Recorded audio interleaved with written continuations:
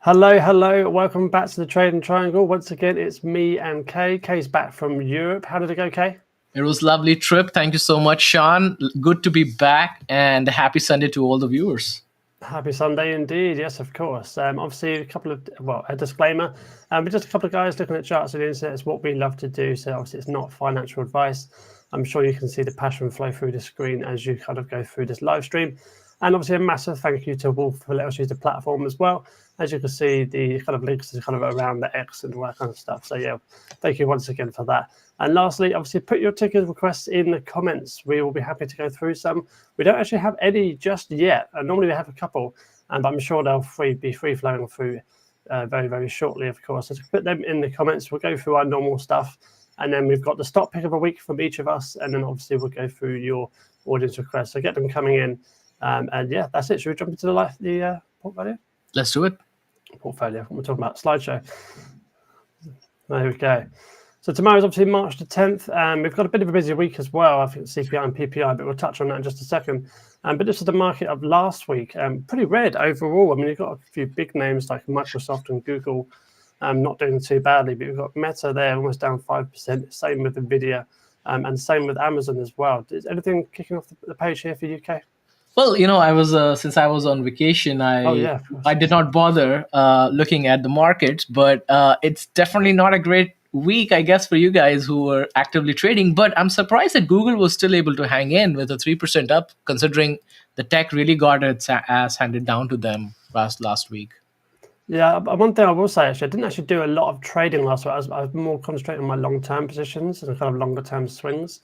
And the people in the TTR will know that, which is the trading community. But the longer-term positions like Amazon and all that kind of coming down to some key levels, and obviously posted that during the week on X. So just, I might look at that again. I might repost it because they're coming up to some important points, these big stocks. And I'm sure we'll talk about it today as well as we move through the live stream. But yeah, of course, interesting. Well, let's go back to that. Interesting last week. I mean, obviously Tesla down 6% as well. And there's a few sectors that are not too bad. So industrial services and of course consumer non-durables is not too bad either. So it's mainly again tech and finance getting hit as well, especially JP Morgan. Wow, 7%. Interesting. Let's move on. So fear and greed index, we've been floating below 20 for the whole week really. I think I saw it as low as 15. I think throughout the week. I could be wrong, but I think I saw it as low as 15, which is it's peak fear. So what are your thoughts on that? Do you buy through these times, Kay? No, I did not buy anything last week because I was just holding off on to see what's going to happen. If you notice, we have a considerable amount of puts that have been opened. We were around the 0.67 2 weeks ago when we did our last live, and now we are to 0.81. The VIX was around the 18 and we had jumped to 23.37. So I hope that some of you got a chance to take advantage of the VIX calls because I mean, that is, I think at this point in time, those VIX calls are a pretty stable bet. So again, I'll repeat what you can do is generally when the VIX falls to around 16, 17, you can look to open in the money VIX calls, maybe 3 weeks, 2 to 3 weeks ahead and take advantage of those spikes. This is a pretty straightforward, trade idea that you can take advantage of. But overall, I think the next week is going to be very, very crucial. We have some big events coming up, CPI, PPI, jobless numbers, and it's going to be a volatile market for sure. Absolutely, yeah. So as you mentioned, the CPI and PPI coming on Wednesday and Thursday, respectively. It will be an interesting week for sure. We've got a few comments here. Obviously, good morning to Justin. Nice to see you. Is it Very or Verla? Verla, hello, big dogs. And that's what we are now, I guess. I don't think we're big dogs as such, but if you want to call us out, that's great. And we've got a comment here as well from Verla again. What would you guys suggest to the monthly S&P buyers? Should we continue to buy or just wait? Do you want to take that one, Kay? Because I think it's a fairly obvious answer. Yeah, no, I think it depends on your long-term profile, right? If you are on any big drops, you definitely should be adding to your long-term portfolio for SPY and QQQ. Should you invest all your money in one go? Absolutely not. You should always do tranches. Do you want to take on the next comment from Mr. Silent? Mr. Silent, yeah, I don't think this is a very nice comment. What a joke are these guys playing market by some fear and greed? They are a joke. So we don't appreciate too unkind comments, but we we welcome any comments at all, really. So, yeah, any thoughts on that one, Kay? Well, my thoughts are, if you don't like to listen, you feel free to hop off the call. There's no need Just for you switch to off. watch, you know? We've got a nice one here from Options Grower, which is good morning. So good morning to you over there, Options Grower. But I'm here in the UK. It's 5 p.m. here, so a little bit later than a good morning. So good afternoon from here. So Anyway, for the folks who are not in the US, just so you know, the daylight saving has started. So adjust your clocks to if you trade the US markets. yeah, so it's interesting here because it's an hour earlier, so I get to do all my trading a little bit earlier this week coming up, which is exciting. But anyway, let's move on. We've got upcoming earnings this week. There's not a huge amount that I'm looking at on this chart. We've got Li Auto on Friday before the market open. And there was another one on here, UiPath as well, on the Wednesday after the market closed. I think you've probably got a few names on here. Do you want to touch on those? Yeah, so Monday we have Oracle. So if you are looking to watch it, you can definitely watch it. Asana is another software, a SaaS company that if you are looking for some SaaS names, I know a few folks ask for SaaS names. Asana is another one that you would want to watch. Adobe is something, if I know a lot of folks are interested in Adobe, you can probably watch that as well. But yeah, that's pretty much it from our side. Let's do this. We do. So let's do this. What are we doing? Let me just send you the message here. All right, let's go. Okay. I'll send you the message. I'm not getting the response on my side. 1 second. Okay. So we've got the first chart of the day, which is SPY. It's been interesting a few weeks. Obviously, you had the last week off. So we had a bit of a choppy week last week. It's very difficult to trade, I think. So, I mean, why don't you speak to this while I get on with that? I think for SPY, I think overall the issue is that our new administration is causing a lot more fear in the market because of this on and off trade wars, right? I don't know if you're following that routine or not, but it seems like Canada is not backing down. And if there is no deal reached, we will have what I think Ontario particularly is going to have a 25% tariff on the electricity for the 3 states, Minnesota, I think Michigan, and New York. So by Monday, they're going to start that. So I hope they come with a deal and this is off the table, but that's on the cards. We already are starting to see some impact on the overall market from the American products, especially liquor, because that's causing a problem as well. We got a couple of comments from Jack Daniels that tariff war is not helping them. I think there is another Kentucky. They produce bourbon, I believe. They are also having issues. They did a layoff. Now, there are a lot of conflicting news that the layoffs were announced before this tariff war. But whatever be the case, you have that added on top of it. You see a lot more demonstrations against Tesla across the board. We see a lot more problems with Ukraine and US support. And it's just these comments, I think it's a very volatile situation, and we'll probably see these playing out. And especially with CPI and PPI numbers coming in out, I think it's going to be even more volatile next week as opposed to the previous week. It's just uncertainty, isn't it? And the market looks at the kind of forward kind of 6 to 9 months. And if it's going to be slightly uncertain with the tariffs, etc., then the market's going to be choppy. It's going to be volatile. It's good for some people, like good for traders, etc., day traders, but it can be very mentally tough. I think definitely for a lot of traders. Sometimes the best trade is no trade, so just bear that in mind when you're having a look at the charts and trading. I think what you can do though is you can switch up your mind and think from an investor standpoint, right? So if you invest in SPY, particularly in index funds, right, this is a good opportunity for you to start nibble into these SPY and QQQ, right? Add them on each drop. Of course, keep some dry powder for you because if you see further decline, you can add more. But I think you should switch between this. If you don't day trade and you are specifically options trading, position trading, swing trading, take those opportunities. Day trading offers a lot more variety, I guess, because you can look at SPY and do a day trading and still be profitable on a down day. I don't know if we have hit the bottom yet because a lot of people are calling it a bottom. The problem with this scenario, unlike other, is we are driven by news a lot more than 2 months ago or 3 months ago. Before we would focus on, okay, we have an event coming up. For example, Jerome Powell is going to speak. We may have an event. Now every day is an event. So yeah, it certainly is, especially this new administration, of course. So, but yeah, I mean, like you said, keep some dry powder on the side. I think that's an important thing. It's always good to have a little bit of cash on the sidelines, especially in these uncertain times, of course, as you mentioned. yeah, there's a comment from Verla. If you don't want to, then to buy the dip or to wait till Friday.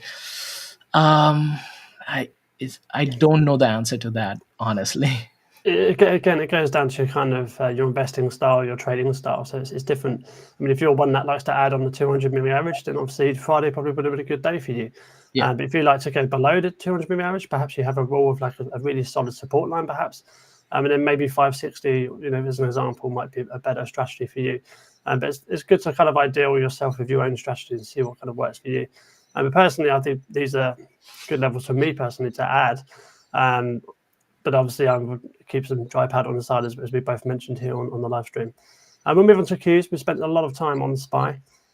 Similar sort of story. It's kind of holding on to the 200 moving average, but I've drawn this zone here, which I've had here all week. And it kind of relates to that tweet I talked about that I had earlier on in the week. I keep saying tweet, post, ex-post, whatever, which kind of comes down to kind of 480 to 486. And it kind of bounced off there on Friday. Of course, it can always go lower. It's nice to look at the moment, but obviously it's not, I look good now, but it could be a few days more of pain. It could be down to kind of 470. So just bear that in mind. I'm not an oracle or anything like that. So it just looks good for now. But I think reclaiming this 200 moving average for the Qs is very, very important. Wouldn't you agree, Kay?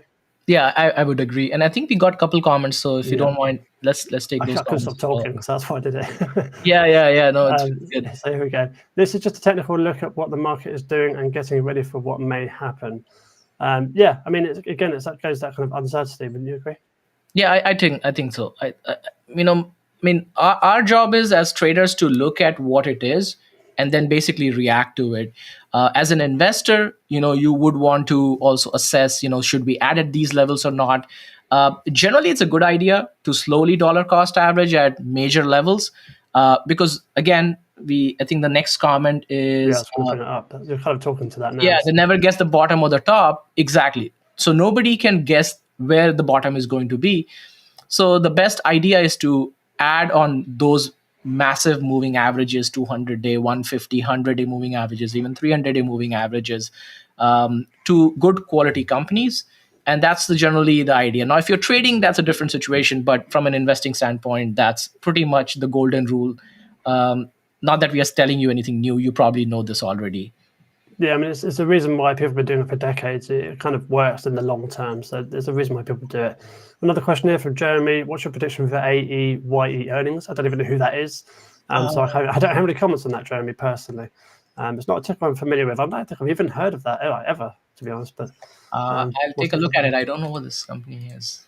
But we can cover that in the audience request. Yeah, we'll add it onto our list and we'll have a look at it in just a second.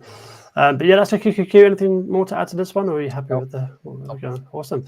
So we're going to my pick of the week this week, which is Palantir.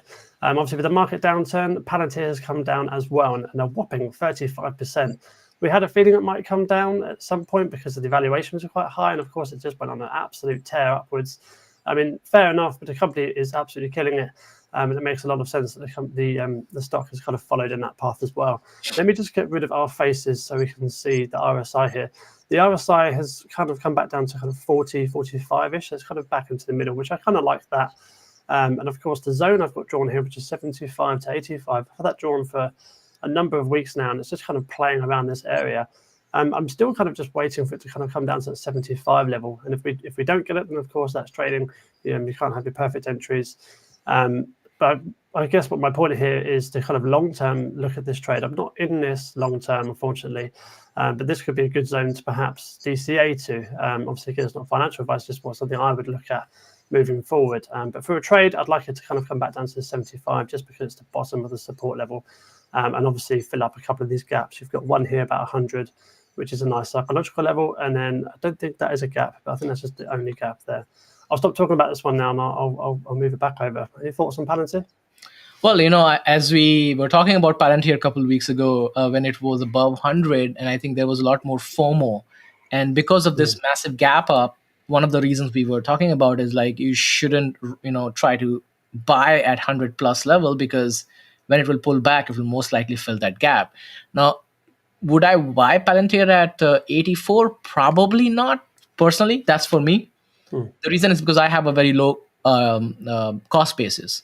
So I don't see why I would add at these levels. I would definitely want to see market stabilize before adding, because I wouldn't be surprised if we pull back further down from here, right? There is no because now this is acting as a resistance, this particular level, which is the 84, 85, right?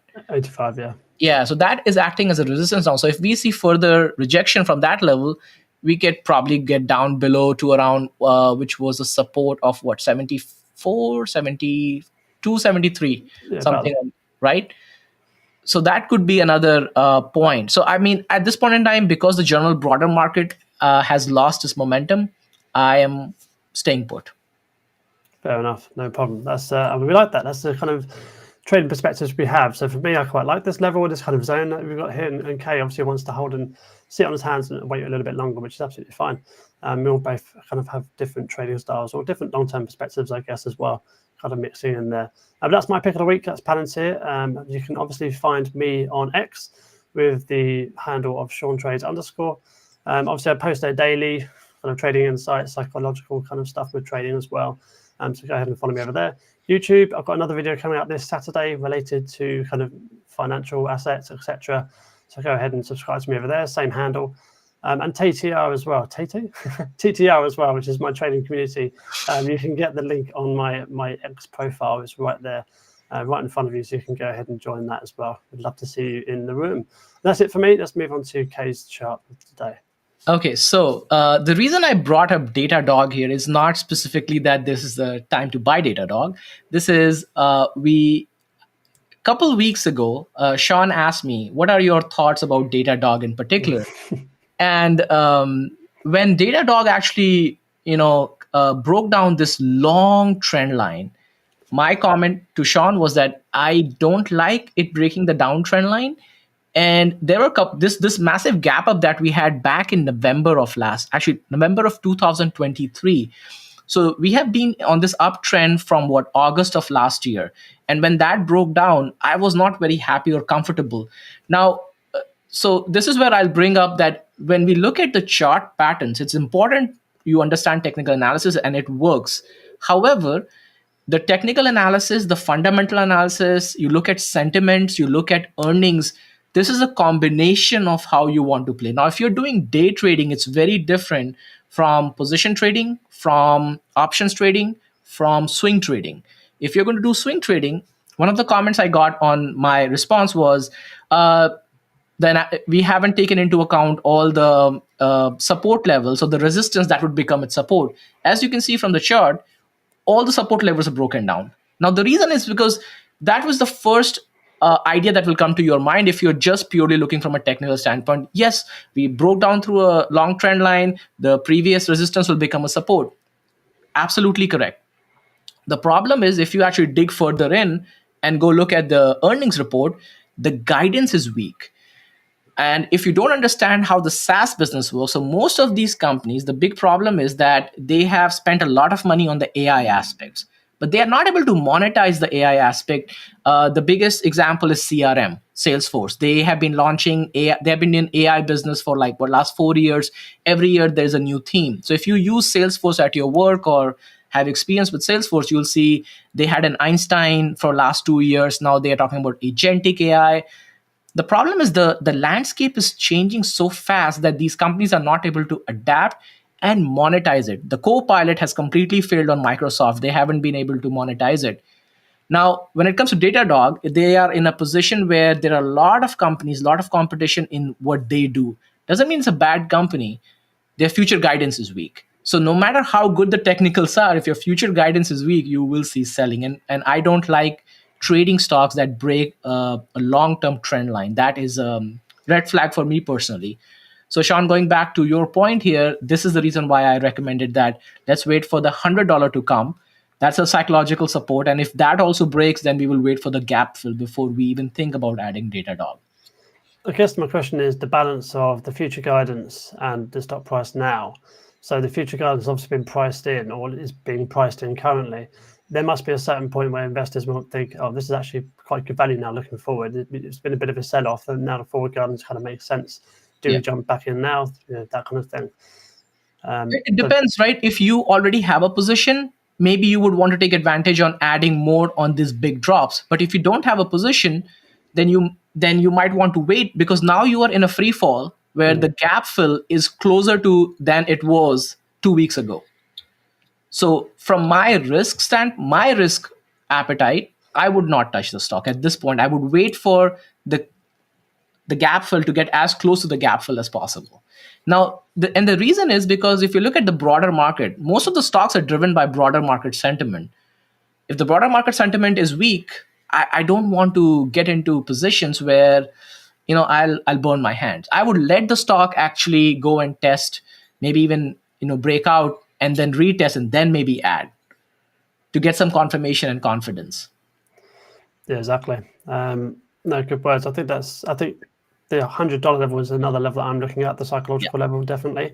But one thing I would add, I don't think you spoke to it much at all, which is the RSI.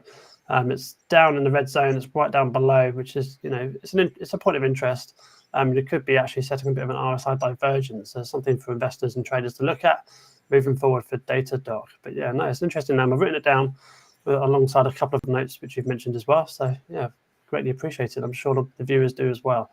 We do have a couple of questions. We have here, will you guys cover Bitcoin and Ethereum today? We'll add it to the list. Yeah, why not? We haven't looked at those for quite some time, have we? So you might as well add them to the list. And then what do you think about BA at this level? Again, we'll add it to the list and we'll get to that in just a second for you. Anything else on DDOG? Okay. No, I think we're good. Awesome. So let's, where can we find you?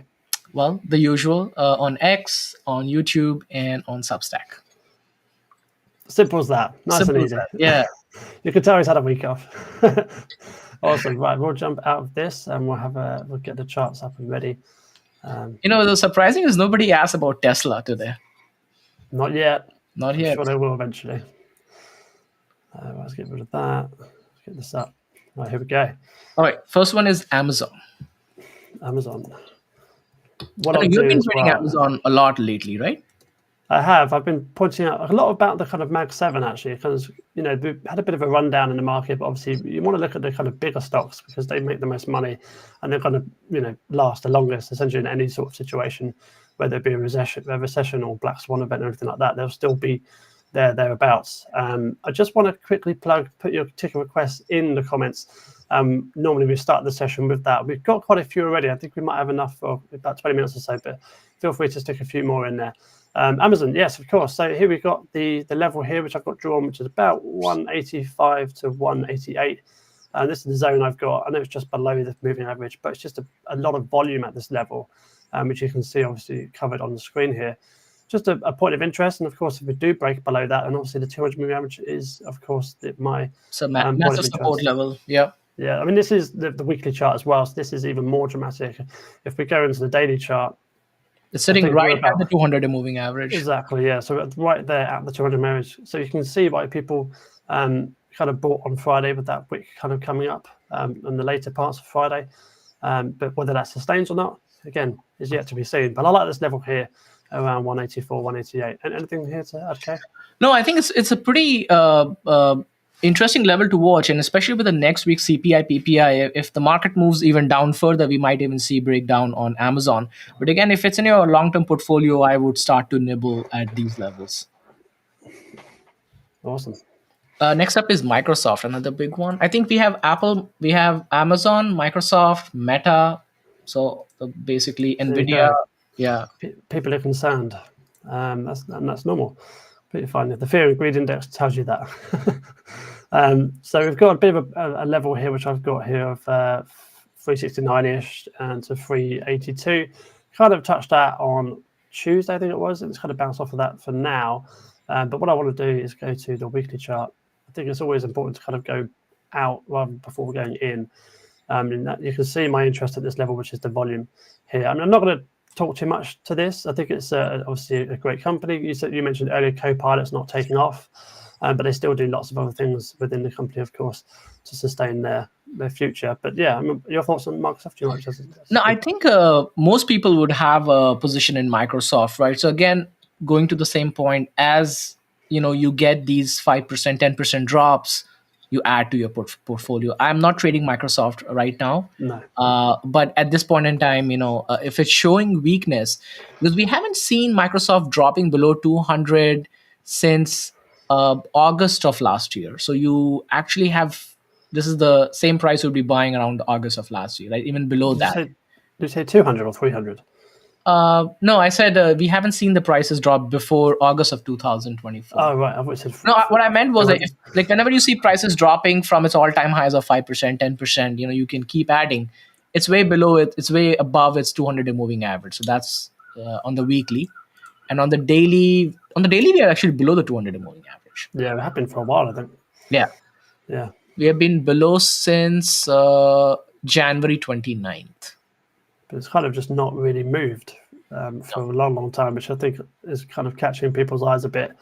And like you say, for the longer term portfolios, and that's why people are looking at Mag 7 and bringing them up tonight, I think. What's next? Meta, another one. This one actually looks really interesting to me. I was looking at this earlier. There's a few lines on the screen. I do apologise. But we do have the bottom of the trend line that's been set for quite some time, lots of volume, and obviously the psychological level of 600. I know it's come straight back up to 625 since, but just shows you that level is a bit of a key level for investors and traders. Jump out to the weekly. Similar sort of thing. Big sell-off in the last 3 weeks alongside the market and all the other big assets as well. Well, most of them. I think Apple's done pretty well. But it's an interesting point of support there for market. So on the weekly, it's at least on the 20-day SMA sitting right at top of it. But this was a pretty massive sell-off last week on Meta. So that's the 20. I've just added the 20. That's the blue line. So that's what you're talking about there, isn't it? Yeah, exactly. Yeah. And this is also has a massive volume shelf, at least on the weekly. So that's your point of control where most of the trading is happening. So I'm not surprised that the price pulled back on those levels. I think generally Mag 7 is the primary culprit of QQQ being down, right? Yeah. Majority of the stocks are in a pretty bad position. So I think we have Nvidia and Justin brought up Apple. So I think we can wrap up the Mag 7 and then move to the other tickers. Cool. We'll do Apple now then. Okay. But this is probably the strongest out of all of them in terms of a chart perspective. I mean, we've had bad news on Friday. I don't remember seeing what that bad news was. Perhaps I was in Manchester at that point. So I believe the Siri, the personalized Siri got delayed further out. I think that is what the news is, what Justin is probably mentioning. And I mean, I've been saying this for a long time. I think the couple of weeks ago when they announced the 16E version, and that was a new product that they were launching, and it's a new product in the family. And I was shaking my head. It's like, and don't forget, by the way, if the China tariff is still on the play. So now your iPhones and Tim Cook nicely said, hey, we're going to invest $500 billion in the US and we're going to make phones in the US. That's not happening. We can all count on that. So that's not happening. And our friends at Apple have really not innovated in a long time. So unfortunately, I have to say, even though it's my biggest position in my portfolio, I have to say Apple is not doing great here. Nothing new coming out of Apple, basically. But from a chart perspective, it's doing pretty well. I mean, you've got the zone here from 225 to 230, that kind of $5 area. It's kind of bounced off of there the last couple of weeks. And really impressive candles, just from a candle standpoint. Obviously, we've come back down here, been bought up throughout that week and got a really nice hammer candle. And that happened again last week as well. Considering how the market overall is doing, I think that's pretty strong from Apple. So perhaps we do see, not all-time highs. Well, maybe, who knows? But yeah, it's just a strong couple of candles. Wouldn't you agree? I agree. Candles? And that what surprises me because the fundamental narrative is different from the technical narrative here. Like if you look at Microsoft, you can understand that the general trend is not clicking for Microsoft, and that's why the stock is down, right? You can see Nvidia, you can see Tesla, but Apple, I'm very confused. Your fundamentals are not, it's not showing off that it's doing anything good for the company. Most of the products have been stale, I would say, because we've been hearing from, if you follow CNBC, Gene Munster has been talking about this upgrade cycle. Like last year when 16 was getting launched, oh, we are getting into this massive upgrade cycle. Apple Intelligence is going to take over the world, is going to force people to change. Did not fly. Apple Intelligence is getting delayed left, right, and center. The new products are basically a stripped down version of an existing iPhone. Apple MacBook Air launch. Okay. Yeah, they've got the M4 chip coming out, haven't they? So the problem is, if you already have an M3 chip, why are you going to buy an M4 chip? Yeah, right? Just not. And the M2 chips, I don't have one, but the M2 chips are apparently like an interesting step up from the Intel chips. Yeah. So you don't even need a M3 or M4. So it's pointless even buying one of the new ones, of course, unless your business really, really needs it. But this day and age, it's probably not the case. Right, let's check on NVIDIA, shall we? Yeah. NVIDIA has been... So I've got this dramatic level here. This one, I don't know what's going on, but for the fact that on the daily we are down and we are back to the 112 level, this was our support going back to September of last year. Yeah, so this bit here, a little bit lower, so maybe 102, 104. Yeah. But I've got this dramatic level drawn here. All this volume is at kind of 88, 92. If it does get all the way down there, which you never know, but if it does get down there, I'll be very, very interested. But at the moment, it's just a bit of no man's land, isn't it? It's just kind of nowhere. So even on the daily charts, I've got the moving averages there, no specific volume, and on the weekly chart, it's kind of dropped down below the 50 moving average, but in quite dramatic fashion. And we could come back up here and reclaim it this week, of course. News depending with CPI and PPI would probably determine that price action, but it's in a bit of a spot of bother, shall we say, as we say here in the UK, a spot of bother. It's hard to really narrate on this one, isn't it? I mean, where it is. Only thing I'll say is, if you believe in the Max 7s, whether it's any of these companies, and you believe in the future, then these are the opportunities where you look into more from a long-term perspective and add to your portfolio, right? Because let's say something good happens. I mean, any day any news can come and the market can bounce. That's the problem we are in here, right? It's like every day there is a news event, and that's an impact. But if, let's say, NVIDIA gets some kind of I don't know, respite from the tariff war, for example, and suddenly the stock pops up 10% for no reason, no apparent reason.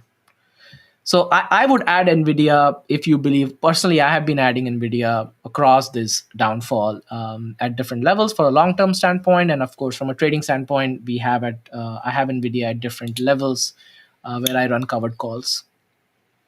But yeah, it hasn't been easy in the last, I would say, 2 weeks or so, since the market has taken a downturn. Most of the covered calls are basically expiring worthless, but now some of those trades are below my cost basis, so I can't sell covered calls.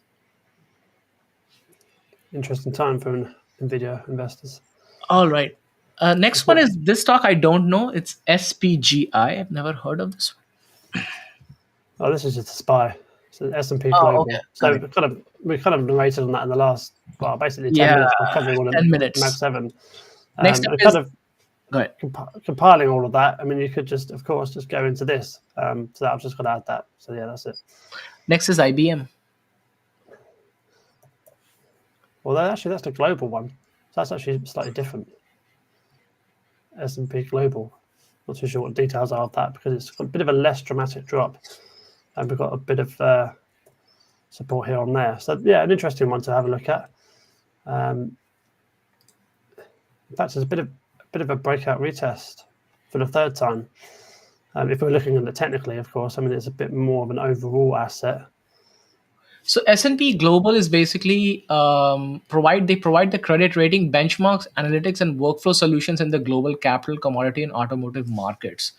So okay, so they basically are the company that does the rating So they're not the S&P, they're the S&P Global. They provide the ratings for the indices, right? That's what Yeah. they're doing here. So this is the company basically. Okay. One to have a look at for sure, because this is technically it's pretty good. And we've got a lot of confidence here, volume profile, 50 moving average, and the support line, which was a resistance back in the day.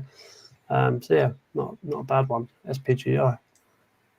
Their earnings, I mean, they did beat top line and bottom line on the earnings, and it has a buy rating from the market. It's actually a hold rating from the Wall Street.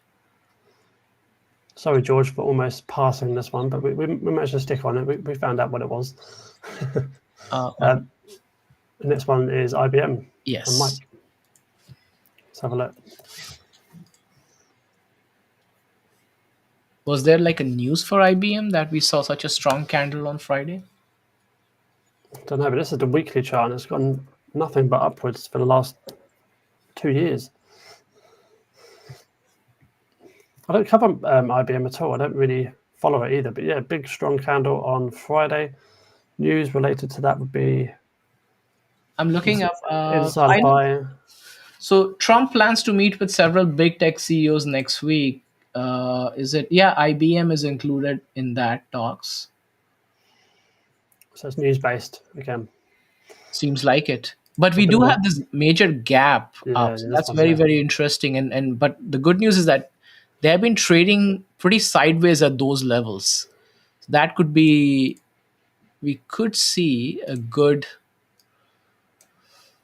lots of volume here as well on this side. yeah, lots of volume here at these levels. And again, that's if we get down there, because we've got a bit of a bull flag basically playing out here. Just draw it out for people to have a look at. So obviously trading within a bit of a channel. If we break above that, then of course that is a bull flag that's been broken out of and carrying on. But if we break down, of course, that kind of 229 level that me and Kay are talking about there, then that's another point of interest. So it will be interesting, right? So next week, if they have a meeting and some substantial statement comes out from White House on, I don't know, we'll help you go to the moon. So we might even see a rally, a short relief rally on a lot of tech stocks.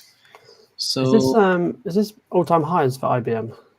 It must be, yeah. I mean, I've gone back to the 70s there. It is, yeah. Yeah, it is an all-time high.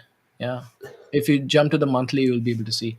So next week, so keep an eye on those. There are a lot of companies meeting next week. IBM, Intel, HP, Qualcomm, TSM, Micron Technology. At least those are the ones listed in the list. Maybe I'm pretty sure there must be more.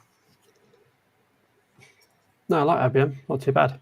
We'll see. I don't see a trade just yet, but I'll keep it on the watch list for sure. So thank you, Mike, for bringing that one up. What's next? Next is AEYE. It's Audio Inc. This is the one we spoke about earlier, wasn't it? To earnings. Yeah. So we don't have any thoughts on the earnings, of course, because we don't know much about this company, but we can cover it from a chart perspective. 6% day on Friday. Nice to see that. But very volatile by the looks of it. Do you know what they do, Kay? Got that information yet? Yeah, I have it here. So they provide patented internet and content publication, distribution software, and related services to internet and other media to people, regardless of their device, location, or disability in United States. So it's another tech company then. It is a tech company. It's an application software company. And unfortunately, they had miss last earnings, which was in 11.7. So they are going to be reporting earnings 3.12 post-market. And let me see their history for a second. So they have had a history of missing their revenues multiple times. This company generates about 8.93 million per quarter. So you're looking at what, $24 million for the year that they generate. On a rating scale, Wall Street has a buy rating on it. The average price target is around $32, which is what, 159% upside potential. That's up here. How many analysts are covering it? Do you know? Does it say there are 5 analysts that are covering. There could be more then. Yeah. Yeah. Okay, so that's the price target there, 32. I mean, that's a one hell of a return. Technically, it's looking not too bad actually. We've got the monthly here, which is a bit dramatic, but we've got the 20 and the 50 moving average kind of coming in there for the monthly, as well as that trend line I've drawn. I've got a bit mad with the lines, but jumping into the weekly, we've got the 200 moving average just below on the weekly at kind of $10, so that could be a point of interest for people. I'll definitely keep this one on the watch list for sure, and then the daily obviously it's going to be below all of the moving averages, which you would expect. But it's a tricky time to buy at this kind of price target. You want it to kind of reset and show a kind of a signal for a buying signal. So like a higher low, for example, would be a good one. Getting above above any sort of trend line would be a good one. Moving averages again would be a good one. But I'm definitely going to add this to the list and kind of push forward with my analysis on this one with the week coming. Yeah, I mean, if you're looking to invest, and just keep an eye on their free cash flow for the upcoming earnings. They reported a positive, I think, 3.3 million in free cash flow last quarter. So as long as they can maintain the free cash flow for the next one, similar level, or I think that would be a positive sign as well for the stock. And we've got that here. I'll just drag it down. This is the free cash flow here. So they're kind of really good last quarter. Kind of bottom left to top right is always what we like to see within most balance sheets, whether it be net income or revenue, of course, and kind of cash flows we mentioned. But yeah, no, good to see from Audio. Yeah, one to look at for sure. So thank you for bringing that one up, whoever that was. I've forgotten the name already. But I think we... Let me see. It is... here we are. Jeremy. It was Jeremy. There we go. Okay. So we don't have any predictions for earnings, but we do like the stock. Moving on, shall we? What's TEM? Is it TEM? This is the one that was Nancy Pelosi bought this one, wasn't it? I don't know. I don't follow her that closely. No, I just I saw the noise on X. I think she likes this one very much. I don't actually know what they do. I can't remember what they do.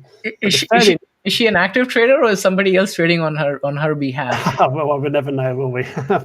we'll literally never know that. But it's not been on the market for long. It came on July of last year, so it's a fairly new stock to the market. So interesting to see the interest so early for a stock like this. Yeah, I mean, Wall Street has a buy rating on it. And now you say that, it sounds very familiar. I remember hearing this about this stock. Welcome back, ManRam. I'm sure we'll get to Datadog and Net. We did cover Datadog already earlier on, so go ahead and check that out. Probably about 20 minutes ago, something like that.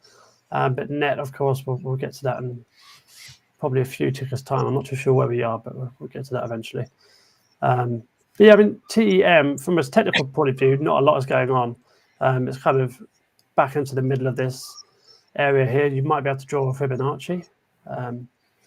Fibonacci, yeah, let me see. I have to update my Fibonacci, and I removed a lot of levels on this one. Let me see. So I typically use the 40 to 50 and the 60% levels. A lot of people use different levels, and that's completely fine. But for me personally, I use that. It looks like it's just kind of losing that a little bit. So it's a bit of no man's land, perhaps a bit more downside to come. Maybe this gap fill to come as well. I know you like a gap fill, K. So that's 36 down there. So I'll write that one down. Why not? Yeah, I mean, definitely. If because right now this is a doji candle, right? There's like completely indecision. I don't know if on the AI side you all heard or not. There's this new Chinese AI. I think it's called Manus, MANUS AI, which is like an agentic bot which can do multiple things on your behalf. If not, definitely track it out. I believe if that gets launched here, not launched, but once that's available for public to use, you'll probably see a spike in stocks or decline in some stocks. So if you're into all AI stocks, I think you need to be on top of what's happening in the AI world. So definitely track that. The next 20 years is going to be wild, isn't it? I'm pretty sure. I mean, as a trader, I'm not looking that long. I'm looking at what's going to happen next week. Generally. Next up is BA. We have not covered. Oh wow! In like, okay, so here's the problem with the. I'll just give you the theory analysis. My theory on BA. forget about the technicals for a second. It's right now very news driven. If the way US is behaving on geopolitical stage, I think the issue with Boeing is China is going to start looking into Airbus. That's going to impact Boeing. If your European allies are not going to be happy with how US is behaving, they're probably going to switch to, or at least start to look into other areas. So I think Boeing is in a very, very precarious situation. They have really not recovered since, I don't know, what, 737 debacle a couple years ago. Then 2020 COVID happened. The stock really was trading at $400 level back, and it has never recovered till that level, since 2020. So my take on Boeing right now is I have it in my position, and I'm still down from last 4.5 years. Yeah. It's not looking good either, is it? It's not looking good. No.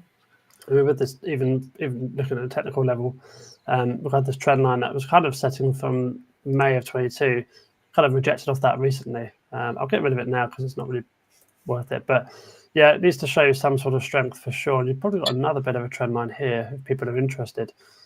That's probably a bit more solid. So maybe it is a point of contention for the long term. But like you say, it's so much going on with it, and not good either. Not good headlines.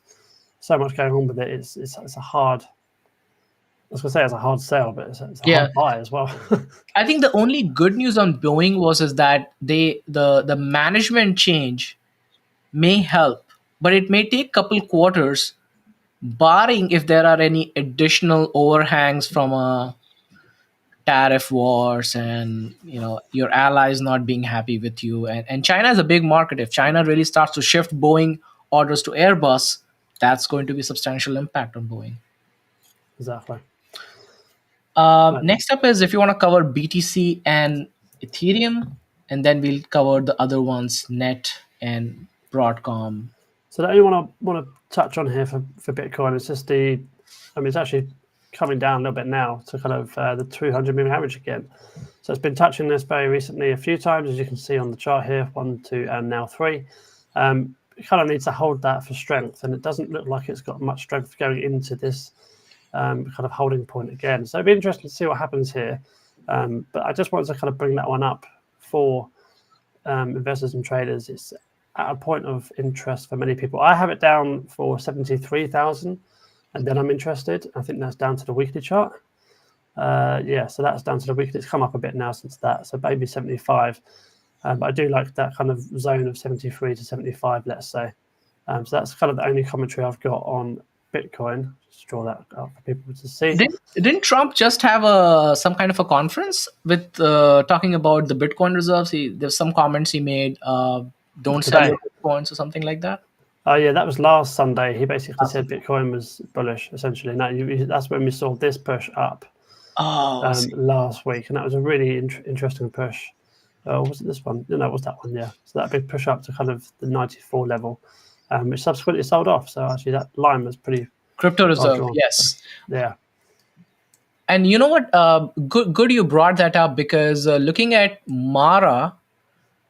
Actually, if you just turn to Mara quickly, because they do Bitcoin mining, I think that will give you a good indication on how things are progressing. At least on Mara, we have had last 4 days have been pretty solid for Mara. Last couple of weeks, yeah, not too bad. Yeah. It's still below a lot of resistance points. Get rid of that. But obviously, the long-term trend line here, up here, kind of that 1920 range. Yeah. But yeah, I mean, if you're bullish on Bitcoin, you can be bullish on Mara too, for sure. Ethereum, we'll touch on very lightly. I don't really cover this one or look at it at all, but we like to look at any stocks here on the trading triangle.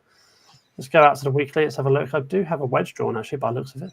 It looks to be losing that wedge, which we don't like to see. So maybe be careful with that one. That's actually a 200 moving average for the weekly chart as well. So that's a big point there. So maybe this one, the 1600 line, which where all the volume is there.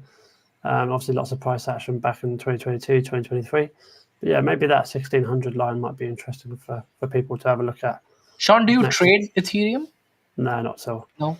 How about Bitcoin? Do you buy Bitcoin? I do buy and sell Bitcoin every now and then. I do trade that, but not not often enough to really make it interesting. Yeah.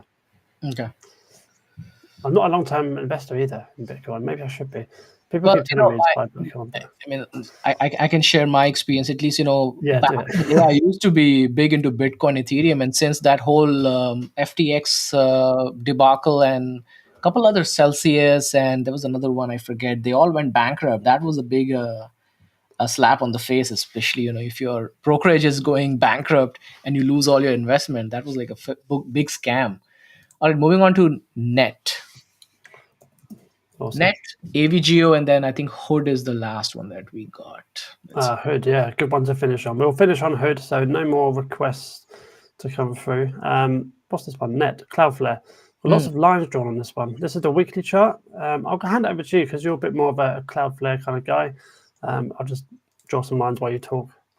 Let me see. So last when we looked at Hood, sorry, not Hood, sorry, Net, right? Yeah, no. It is below our 50-day SMA as well. And then I think that the next level that I'm personally watching is the 116 level. That was our previous resistance. Maybe you can, if you 116. yeah, 116, 100, depends how you draw it. Like if you want to be really Should we do the daily chart? precise, right? Yeah, around that level, that's where most of the resistance was. So that would be my level that I'm tracking because there's not much volume, from 126 to 116. 116 was our previous resistance, so that would act as your support. But the point of control where majority of the volume is between the levels of 108 to 111. The earnings they reported, they had both top line and bottom line beat. Let me just make sure. And whoever asked for Net, I don't know if did they have a positive future guidance. I did not track the earnings. If you can tell me that, because I do see buy, hold, sell across the board from different analysts. It's hard to judge. Wall Street has a buy, but most of the other analysts have a hold rating on Cloudflare. It's a bit of a sell-off, isn't it? Just from a Yeah. logical point of view. It's kind of come down. Let's have a look. So I'm Almost wondering if 30%. the future guidance was lower on Cloudflare, because I wasn't tracking Cloudflare recently. But I agree. I think this level of 118, as you mentioned, is pretty interesting. If we break that lower, then 108 would be my next That's where point. the majority of that's the point of control where majority of the trading happens on the volume profile. So that's what I would target if we continue to see weakness to get in, but otherwise for now, even if we see a trend, you would want to, if you want to see an uptrend, the first resistance will be the 50-day moving average of 134. You want it to have a clean break, retest, and then we can see a change reversal. But again, that depends on the broader market sentiment as well. Exactly. No, I've written down loads of notes today. I'm really quite exciting. Okay. What have we got next? Broadcom. AVGO. AVGO. Yeah, honestly, I mean, I'm pretty bullish on Broadcom. I will tell you that. Yeah. Nice gap fill It there. doesn't look good, but I'm pretty bullish. Oh, I've lost my chart. I always do that. I press the wrong buttons. There we go. Yeah, so it looks like a gap fill just recently happened. The gap was actually there. And it's kind of pushing up from there, which is interesting to see. You say you're bullish on Broadcom long term. Yeah, and the good news is that I'm very bullish on Broadcom on long term. We had a nice bounce of the 200-day SMA, which is not on your... Yeah, so see, we had a nice bounce of 200 SMA. I think in general, most of the chips company are in a gutter right now. If you look at AMD, it's a nightmare disaster going over there. But I think eventually it will recover. And I mean, I think I'm very bullish on Broadcom, honestly, from a long-term standpoint. And this goes back to our kind of emphasis on confluence. You've got a lot of confluence at this level, and I wish I'd seen it a bit sooner. I mean, it might come back down again to retest it perhaps, with the overall market, what's going on at the moment. But this 180 level is really interesting. We've got lots of volume. We've got 200 moving average, as you mentioned, and that kind of general previous resistance level of kind of 182-ish. So this kind of area in general is actually a pretty interesting level, I think, for a lot of people. And we've kind of seen that in the price action in the last few days. So yeah, definitely one to, again, stick on your watch lists for sure. And thank you to whoever brought that one up. I believe that was Dubs. Just Dubs. That's all it was. There you go. Dubs. Awesome. Right, last one. Let's Hood, shall we? Hood, and then if you want to just cover the last one, which was AST, we can cover that. We have 6 minutes. AST, of course. Yeah. Oh, that's ASTS, I think. Oh, okay. Yeah, I think I've seen that ticker come up quite a few times at the moment. Well, Hood is your. So why don't you tell us about Hood? I mean, Hood, I had this level drawn, this zone drawn between 46.80 and very specifically 53.50, this kind of area, but we've just kind of dropped below that, which is interesting. But you might want to have a look at this previous resistance point around this kind of 42 level. And we've had a couple of bounces in this last week, obviously on the Tuesday and the Friday. So perhaps people are interested in that. If not, then perhaps obviously going back down to the 200 average, wherever that will be at the time, would be a good time to add, but potentially. And then the weekly chart is one that I've been looking at recently as well. So the weekly chart, again, lots of great things happening with the company, plenty of growth, plenty of future prospects. And of course, when there's market volatility, there's, who's going to be making money? That's just as simple as that. People are interested in selling, buying, and that is probably the most popular platform to use in the US. Would you agree? For retail investors? Yeah, most likely. Yeah, I mean, Webull took off as well. I know not people talk about Webull, so it depends on the YouTubers, right? So YouTubers would push Robinhood, YouTubers would push Webull. Then Moomoo came out. But I think overall, Robinhood does have a very sleek and UI. I also use Robinhood for doing my testings, but that's not my primary brokerage. We've got a comment here saying, since GameStop saga, I don't like Robinhood, which I think is fair enough. It screwed a lot of people over. I think that GameStop, when they took out the buy or sell button, and that was really a slap on the retail investors and traders. Yeah, they've got to definitely prove their worth, I think, moving forward, and they kind of have done, I suppose, in the last couple of years. But still, that's a big no to have in your past for sure. But I like this level of 42. Plenty of confidence around it again on the weekly as well. So there's a comment from Manram. Okay. Hood did not make the S&P cut on Friday, but it was very unlikely that was going to happen on that particular thing. It hasn't shown enough just yet. It's definitely moving in the right direction for sure, but I don't know when the next cut will be. I imagine 6 months' time. I think that's kind of how regularly it does it. It'd be interesting to see what happens then. I think it's December. I could be wrong, but I'm pretty sure it's that. That's when Tesla got in a few years ago anyway. Well, do you think that we could go back to the 200-day SMA on Hood around 30? Oh, absolutely. Yeah, for sure. Love it. I mean, if you have, it's a volatile stock, so you can see, especially in the last few weeks as well, especially with everything that's happened, you can even get a big pump down to that kind of 32 level. But I think a lot of people get excited at this level, as you've kind of seen already, and probably this level here of 37, 36, just because of the support there. And time brings up the 200-moving average as well, so that could also come up to kind of 35 as well. Anyway, ASTS. This one is an interesting stock. I can't remember what they do. I think it's a mobile network in space. We brought it up a couple of weeks ago, I think. So they develop and provide access to space-based cellular broadband network for smartphones in the US. Its space provides cellular broadband services to end users who are out of terrestrial cellular coverage. Is it like a Starlink kind of a thing? Yeah, I believe so. But I mean, look at this. I saw it during the week as well, and I don't know why I didn't act on it. But this kind of retest of the previous trend line. I like a breakout trade, especially a trend line breakout. Lots of price action happening since basically August of last year. Broke out a few weeks ago, come back down and retested in the last couple of weeks, and just pushed higher. Looks like it's almost inevitable to go to kind of 39. Of course, it's not financial advice. Maybe bring it down to 37, 38. But that kind of zone of 37 to 39 would be definitely a point of interest for traders to kind of take a little bit off the table, because it's a smaller stock and it moves very, very fast. So even if you did get in at that retest, it's quite a substantial amount of percentage. It's almost 50%. I mean, that's incredible. Yeah. Awesome. Anything to add here from ASTS? No, this is the first time I got to know. So thanks, Verla, for bringing it up. I'll add it in my watch list. Awesome. That concludes our audience request session. It was a really good one, of course. I've written down loads of notes. I don't know about UK, but I've written down about 10 notes, which is more than normal. And that's kind of where we have the market at the moment. Is lots kind of going on, bit of a drawback in kind of bigger stocks, and it brings down the little ones too to some key levels of interest for a lot of stocks. And it's just about kind of taking those opportunities and kind of doing your due diligence, of course, and your analysis, etc., and kind of play to your plan and your rules as well. That's kind of what I want to touch on, I think. Just kind of execute your trades as best as possible. Anything from UK?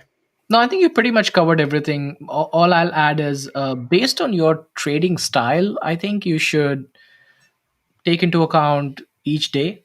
And as an investor, if you are going to be take advantage of these drops and take advantage of the moving averages, right? So add to your long term portfolio. Awesome. No, we did not cover Tesla. We saw that. If you want to cover Tesla, we can cover. We probably should actually. Yeah, we did say we were going to do it, I think, as well. So while you're pulling that up, so World asks, you guys think ASTS has future? I'll have to take a look into it a little bit more in detail. But my assumption is that this is going to become either they might get acquired by a larger competitor or a company, I would say, at some point in time. Or I mean, still it's a $10 billion market cap company, so I wouldn't be surprised if another bigger player buys them. Now I know Amazon was looking to launch something similar to Starlink, but they haven't launched it yet. That was part of the they did show it in the CES event, but they never launched it yet. So hopefully down the road they will have an alternative to Starlink. Go ahead, Tesla. Awesome. So yeah, thank you for Rangma. I don't know if I pronounced that correctly, but bring up Tesla. Yes, we skipped it. We do apologise. So it's a very interesting point on the chart as well. So this is the weekly chart we've got here, and I've got a bit of confluence around the volume profile, the 200 moving average, and the 50 moving average from a purely technical point of view. You can talk about the news section in a second, but I think a lot of people will be excited around this sort of area just because of the nature of the sell-off, and it's been down, what, maybe 50% or something like that. Let's have a look. Yeah, but basically 50%. So it's quite the sell-off. Obviously, a lot of noise around Elon. Perhaps you can talk a little bit more about that and kind of the logical side of things. But just lastly, it's below the 200 moving average on the daily chart, which is not great to see, but that's why I've added this area here, which is a zone of interest for me, and I have been nibbling around. As you'll see on my X profile, I've been nibbling all week at kind of Tesla. Any thoughts, Kay? On Elon or on Tesla stock? The whole thing. Sure. Okay. Take a pick. The first good news is that we had the first gap fill done, right, on Tesla, which after, I think in November, when we had that big gap up, the first gap has been filled. So that's a good news. The next gap is around 222 to 233. So that is what we are targeting for the second gap fill. Is it possible? More than likely, I think that's probably going to be the case. I think there's more room for Tesla to go down. And let's be honest, I mean, there is just a lot of negative news around Tesla. Elon is not helping. And every day there's a news event. Again, I'm not part of a Tesla cult. Tesla is part of my top 5 stocks for 2025. Yeah. So I think there is a good opportunity for Tesla to fall further. The next key event that I think is going to be is the delivery numbers that are going to come out. So now you have to watch delivery numbers even much closely than what you did before, because that will give you a perspective on whether Tesla is really declining, or was it just the Model Y refresh coming out. That's why people are holding off from buying Model Y, right? So that part is not very clear.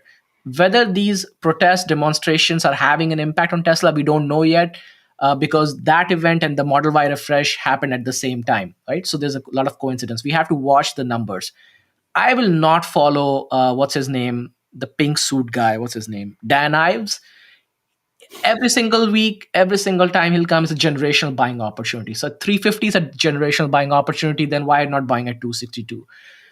So I'll keep that on side. It's long-term play. I'm totally in favor that Tesla will be much larger from where it is right now. I just think Elon has a lot of overhangs right now, with his Doge firing and his negative news. But listen, if it drops below further, I think we have an opportunity to add Tesla. The next major bull run, I think, will come around the FSD launch, which I don't know when they have announced, probably June timeframe. So that could lead to a run up to that FSD launch, so that you could take advantage of. But as of right now, I mean, just watch and play. Yeah, I mean, that gap fill you talked about there is drawn on the screen now at 220. So another point of interest if we were to continue going lower, I think, for Tesla. I think that's very well covered there from Kay in terms of the chart and obviously the kind of noise around Tesla as well. There's a comment here from Manram. Kay, your quick thoughts on S earnings this week? Well, how about I do this? I will do a quick thought analysis on my X. So just follow me over there. I'll put on Sentinel on S as well.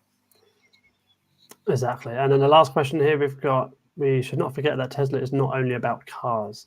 That's the problem. Tesla's not about the cars. Yeah. But at this point in time, if their car production goes down, if people are not going to buy Tesla because of the brand, end of the day, that is their biggest business. Because let's be honest, you're not getting a robot in your home anytime soon.